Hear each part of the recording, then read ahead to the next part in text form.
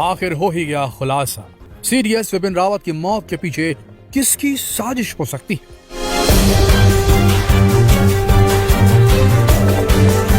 इस वीडियो के अंत तक बने रहिए दोस्तों। ये बेहद महत्वपूर्ण वीडियो है हर भारतीय के लिए। इसे सभी का जानना जरूरी है। सीडीएस विपिन रावत एक ऐसे हेलीकॉप्टर पर सवार थे जिसके अगर दोनों इंजन, सही सुना आपने, एक नहीं दो इंजन थे उस हेलीकॉप्टर में, अगर दोनों इंजन भी फेल हो जाए तब भी वो समय रहते सेफ लैंड कर सकता था। विपिन रावत के हेलीकॉप्टर को उनकी यात्रा से पहले 26 घंटे उड़ाया गया था, जिससे कोई तकनीकी खामी अगर हो तो सामने आ जाए, पर कोई तकनीकी खामी नजर ही नहीं आई। उसके बाद भी हेलीकॉप्टर क्रैश हो जाता है। इस हेलीकॉप्टर को वीवीआईपी मूवमेंट के लिए मॉडिफाई तक किया गया था। इसमें ऐसे ऐसे सुरक्षा उपकरण लगाए गए थे जो किसी भी तकनीकी खराबी के बारे में पहले ही पता लगा लेते थे। फिर भी क्रैश हुआ विपिन रावत जी का हेलीकॉप्टर।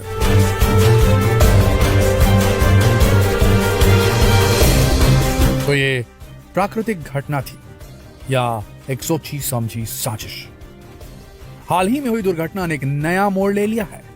अब तक यही माना जा रहा था कि किसी तकनीकी खामी या मौसम के खराब हो जाने की वजह से, विजिबिलिटी कम हो जाने की वजह से हेलीकॉप्टर क्रैश हुआ था।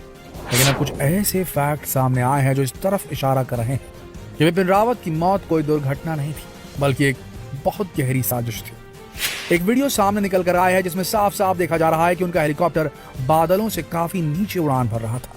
जब आप इस वीडियो को देखेंगे तब आपको साफ पता चलेगा कि हेलीकॉप्टर अपनी तय ऊंचाइयों से काफी नीचे था, जबकि किसी भी वीवीआईपी मूवमेंट के समय इस तरह से हेलीकॉप्टर को नीचे नहीं लाया जाता है। लेकिन यहाँ पर हेलीकॉप्टर काफी ज्यादा नीचे उड़ान भर रहा था। क्या था इसका रीजन? किसने दिए थे हेलीकॉप्टर को नीचे उड़ने के आदेश? किसने पालन किया था इन आदेशों का?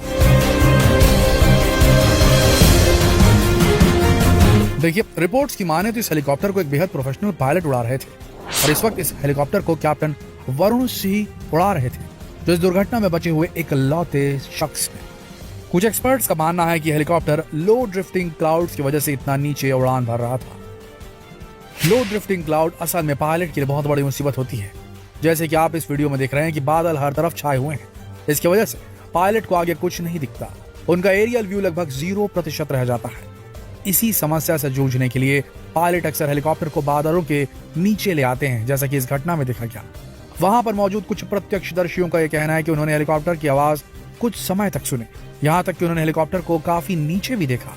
लेकिन थोड़ी ही देर बाद इंजन की आवाज बंद हो गई और एक जोरदार धमाका हुआ।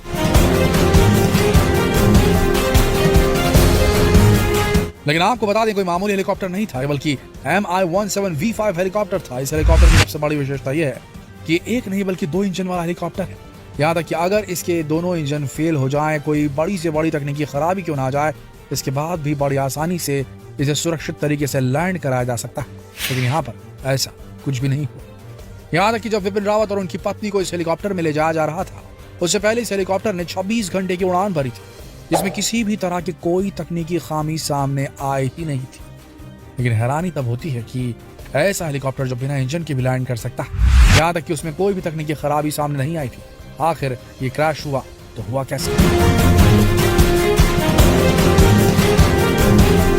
देश भर में एविएशन एक्सपर्ट्स के द्वारा अब ये कयास लगाने जा रहे हैं कि कहीं ये किसी साजिश का हिस्सा तो नहीं, क्योंकि विपिन रावत कोई मामूली इंसान तो थे नहीं। वो तीनों सेनाओं के, तीनों भारतीय सेनाओं जल थल नभ के सूत्रधार थे। इसके अलावा आतंकवादी और भारत के दुश्मन देशों के लिए इनकी प्रतिक्रिया हमेशा सख्त रही है, चाहे चीन हो, चाहे पाकिस्तान, चाहे आतंकवादी। कश्मीर घाटी में इन्होंने ऑल आउट ऑपरेशन चलाया था, इसमें आतंकवादियों की इन्होंने छक्के छुड़ा दिए थे। इसके अलावा ये ISI और चीन के खिलाफ खुलकर बोला करते थे। यहाँ तक कि जब गलवान घाटी की घटना हुई थी, उस वक्त भी विपिन रावत ने सख्त रवैया अपनाया था, जिसकी वजह से चीनियों को पीछे भागना पड़ा था। इनकी ऐसी प्रतिक्रिया की वजह से इनके बहुत सारे दुश्मन बन चुके थे। कहा जाता है कि इनके डिसीजंस और इनके बयानात की वजह से कुछ देशों को इनसे डर लगने लगा था। इन सारी बातों से यही अंदेशा लगाया जा रहा है कि शायद विपिन रावत की मौत एक बहुत बड़ी साजिश है। इस पूरे घटनाक्रम में कुछ एक्सपर्ट्स की कुछ थ्योरी सामने आई है। कुछ का यह कहना है कि हेलीकॉप्टर में हुए ब्लास्ट की वजह कोई बम भी हो सकता है। हो सकता है किसी ने विपिन रावत के हेलीकॉप्टर में बम प्लांट किया हो, लेकिन ये सिर्फ एक थ्योरी है और अभी इसकी जांच की जा रही है। जाहिर है जांच के बाद बहुत सारी चीजों के बारे में पता चल जाएगा। दूसरी थ्योरी ये कहती है कि हो सकता है कि इस हेलीकॉप्टर पर लेजर अटैक किया गया, क्योंकि जहां से यह हेलीकॉप्टर गुजर रहा था यह तमिलनाडु के LTT आतंकवादी संगठन का इलाका है। मुमकिन हो सकता है कि उनके हेलीकॉप्टर पर लेजर अटैक किया गया हो। लेकिन आपको बता दें कि ये सारी थ्योरी है, अभी जांच होनी बाकी है। लेकिन इस बात को भी नहीं झुठलाया जा सकता कि इस तरह के लेजर अटैक से कई बार बहुत सारी दुर्घटनाओं को अंजाम दिया गया है।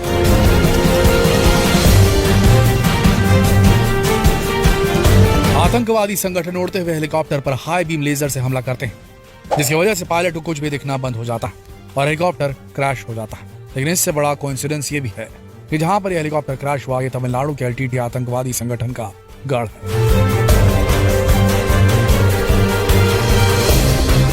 लेकिन दोस्तों, अब इस दुर्घटना का सारा कच्चा चिट्ठा सिर्फ हेलीकॉप्टर के ब्लैक बॉक्स से पता लगाया जा सकता है।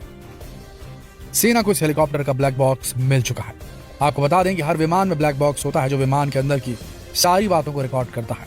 एयर ट्रैफिक कंट्रोल से भी जो बात होती है और ये सारी बातें रिकॉर्ड हो जाती है। इसके अलावा ये ब्लैक बॉक्स पूरी तरह से टाइटेनियम शीट से बना होता है। इसी वजह से दुर्घटना चाहे कितनी भी खतरनाक क्यों न हो, इस ब्लैक बॉक्स को कुछ नहीं होता। किसी भी विमान दुर्घटना के वक्त विमान के परखच्चे उड़ जाते हैं। इस समय इस ब्लैक बॉक्स को पहचानने के लिए इसके ऊपर बहुत ही ब्राइट कलर से पेंट किया जाता है ताकि दूर से ही इसे पहचाना जा सके। दोस्तों, इस ब्लैक बॉक्स में दो तरह के रिकॉर्डर होते हैं। एक होता है कॉकपिट वॉइस रिकॉर्डर और दूसरा होता है digital flight data recorder. Cockpit voice recorder flight के अंदर की सारी बातों को रिकॉर्ड करता है। यहाँ तक कि यह रिकॉर्डर पायलट और फ्लाइट कंट्रोलर के बीच में हुई बातों को भी पूरी तरह से रिकॉर्ड करता है। फ्लाइट कंट्रोलर से जो भी कमांड दिए जाते हैं इस रिकॉर्डर में ये सारी बातें रिकॉर्ड हो जाती है। इससे ये पता चल जाता है कि दुर्घटना से ठीक पहले कॉकपिट के अंदर की सिचुएशन कैसी थी, कौन सी बातें हो रही थी, पायलट किस तकनीकी खराबी के बारे में बात कर रहा था। ये सारी बातें सामने आ जाती है।